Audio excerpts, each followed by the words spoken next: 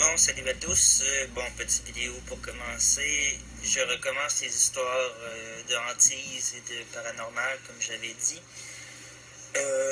Pour commencer, ça va être celui de la petite fille en flammes et sa poupée. Ça, c'est la première que j'ai vécue quand j'étais plus jeune, bon, dans les 5-6 ans environ. Oui. Et bon, j'étais à Cap-Rouge, sur la rue des Chasseurs, l'appartement rose. Vous avez juste, ceux qui sont qui habitent à Québec qui connaissent Cap-Rouge vont le savoir. Ou vous avez juste à aller visiter ce coin-là, vous allez le voir. C'est la seule appartement rose sur la rue des Chasseurs. Oui, on les aime voyer, des Chasseurs. Et bon, pour commencer, c'est ça. C'était souvent quand j'étais malade ou que je filais moins. Je peux pas savoir que ces symptômes-là, c'était des symptômes que j'allais voir quelque chose à ce départ-là. Alors, quand elle apparaissait, c'était comme dans un halo, c'est comme si c'était une porte d'entrée ronde qu'on appelle un arc. Je pense que c'est ça.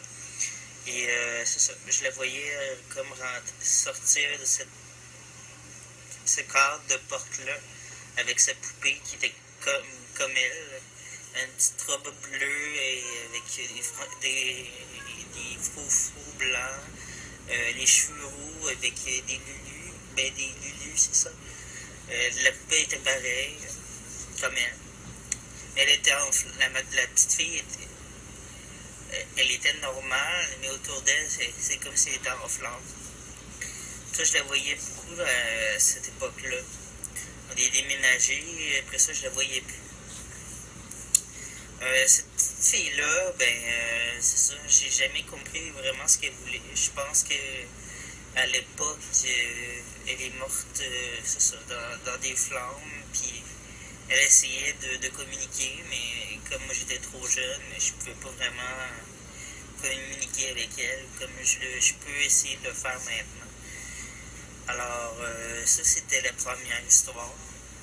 C'est sûr que cette petite histoire-là, je peux pas l'amplifier plus que ça, parce qu'elle était très simple. Je la voyais juste simplement quand j'étais malade, ça a duré jusqu'à temps qu'on déménage. Alors, pour celle-là, c'est ça. Alors, on se reparle la prochaine fois. Passez une belle journée. Bye.